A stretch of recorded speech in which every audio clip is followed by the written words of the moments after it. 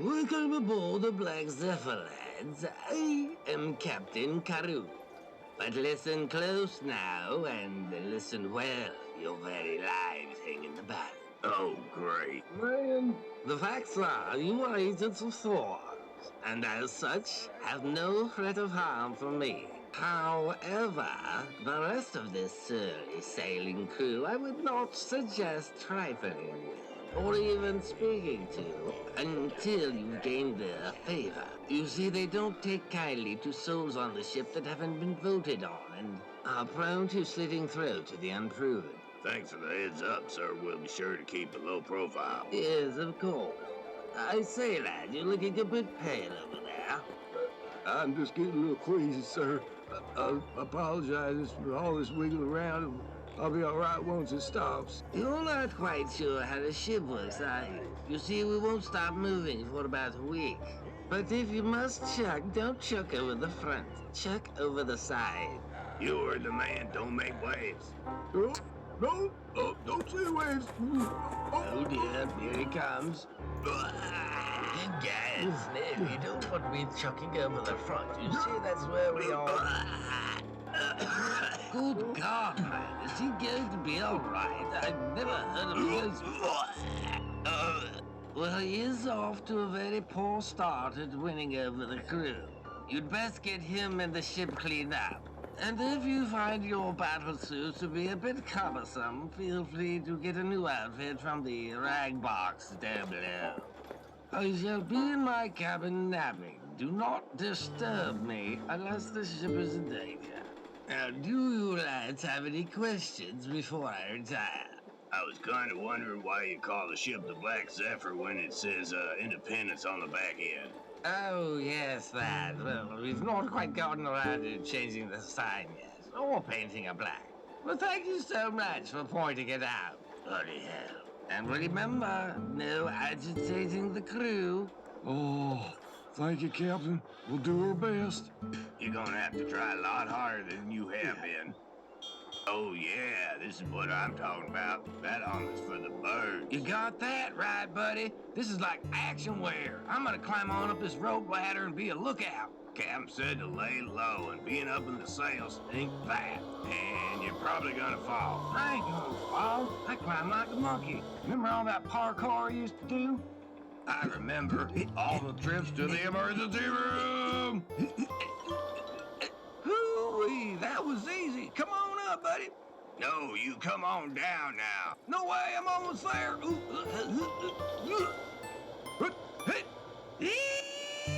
brother. Your dumbass better hold on with both hands. It's windy up there. I can't hear a word you're saying. It's windy up here. Now let's see what I can spy with my eagle-like eye. Oh, wait a minute. Oh, this darn sail is blocking my vision. Oh, man. Well, at least I can still keep an eye on the sides. Wow, what a view. I can't understand a word you're saying. It's way too windy up there. Whoa! Whoa! Oh, man, it's taking off. Ah, shoot, I knew it.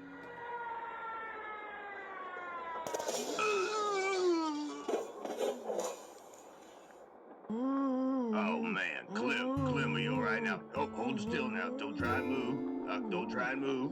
You feeling okay? I think I'm okay. Oh, my head feels funny, man. This deck is hard. Well, oh, blurry vision, look out. Astrid? Fool.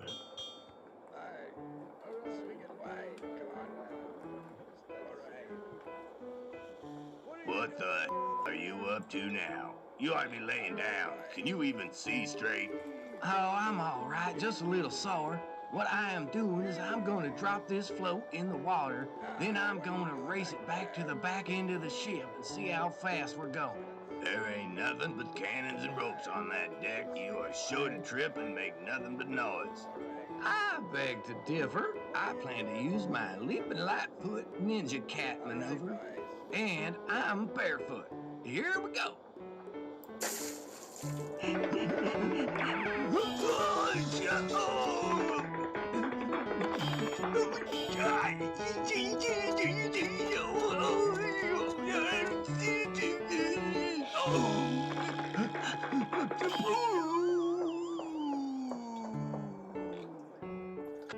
Nice going, dummy. What happened to your leaping ninja cat?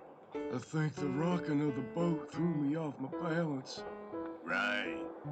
Well, it looks like the float won the race. Oh, these cannons are deadly, not just on the business end. Oh, man. What? Oh, man, I am so backed up. Ugh.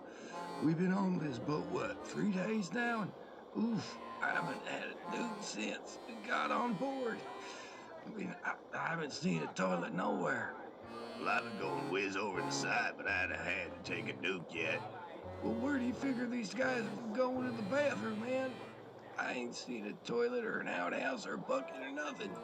Well, I have heard a few fellas mention the word poop deck, and then they head on to the back of the ship back there. Oh, you know what? I bet you're right.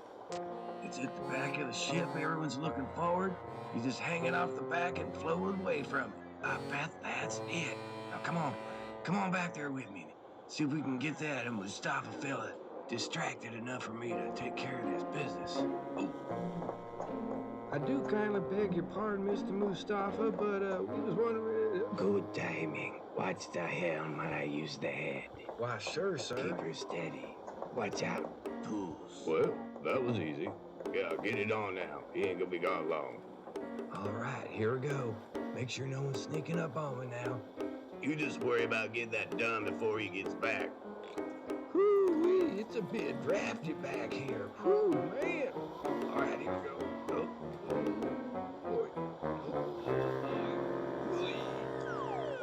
Oh, man, what did you eat? That is rank. Man, that's stank. Oh, no, Mustafa's back. What do you fools think you're doing? Violation! Oh, man, this does not look good. I want to see it right now. All right, settle down now, lads. It's time to administer the punishment for defecating off the poop deck. Well, excuse me for assuming that's the activity that goes on in the area of the ship that carries that name. Thank you kindly for helping me haul this line, Mr. Creed. Oh, your friend be lucky we just cleaned the hull. Well, he's almost as tough as he is dumb. Not sure if he's under the ship tough. And now I suppose you're going to tell me there ain't no crows in the crow's nest, and no cat in a bag somewhere that shouldn't be let out. You are correct. And we don't rid our waste off the stern. It's upwind. And the speckles get all over my window, which you can clean up after your keel hauling. All right, now let's go. Get on with it.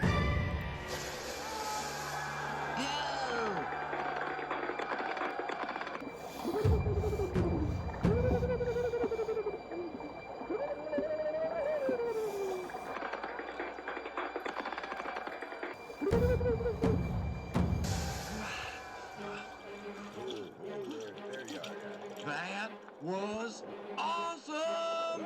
Can I go again? But it is, lads. It sounds as he always has the sound of sail. And you guys call that a penalty? That was amazing. Cletus and Mr. Creed was pulling so fast I felt like a dang torpedo. Yep, figures he liked it. Your friend's a daredevil. Well, it's a bit bumpier when the ship's not so clean. You give it another go later. Sweet! Cletus, you have got to try this, man. I am sure this is what a dolphin feels like. No, I think I'll pass. If you messieurs are finally finished with your funny game, lunch is ready. All right, I'm out. Let's eat. All right, fill her up. Very good. We're all in agreement that young Clem is indeed brave and foolhardy enough to volunteer for the range trials of our newly designed cannon-powered man launcher. I will only have to mention how Aurora can do another thing will be, and we won't be able to keep him off of the contraption. But we will be careful. A good lad he is. And what say you, Mustafa? Should we risk the good lad's life to test this new weapon? I don't even have an opinion. Shit. Wow, Mr. Pierre, you sure do mix up some gourmet grub with just this tiny little ship's kitchen. Yes, sir. Tasty victuals. Merci, messieurs, but never judge a chef by the size of his kitchen. Indeed. I was wondering, good sir, if you might share with us the tale of how you came to be parted from your legs. You dummy. You don't know him well enough to ask a question like that. Well, I was trying to be tactful, but... Oh, I shall tell you the tale one time. But first, I need a drink. Wow. Boy, he puts it away like Mr. Barblow can. It was many years ago when I was Master Chef for the renowned libertine, the Marquis du Fondue. One day I was on a farm, inspecting a herd of cattle to select the best one for the Marquis's upcoming felonious feast. As I poked and prodded the beasts, they must have ascertained what I was up to and proceeded to trample my legs to a pulp. They managed to save my top half and gave it to Captain Carew, who I've cooked for ever since. Oh my God. I am so sorry for bringing up that painful memory, sir. You continue to distinguish yourself. Now, off to dinner. Yes, that, good fellows, is why you never fool with a mermaid when there's a kraken on the loose. So, tell us, lads, what's your tale? Surely it must be exotic, given the unusual manner of your speech. I have sailed many seas and never heard a tongue curve like yours. Nor have I, Mustafa. Give us your tale now. Well, fellers, we are definitely not from around anywhere you've been. In fact, where we're from is about as far away from this place as you could possibly get. According to our reckoning, the occurrence of our occupation within this particular time and space seems to be the result of a little bit of time travel mixed in with a drag race. And what did you say? A drag race, he said. What's that? Where you tie something around you and race with dragging the thing? What? No, that's more like a tractor pull. Which is equally as fun. A drag race is where two hot rod cars race a quarter mile from a dead stop. A car, you say? What is this car?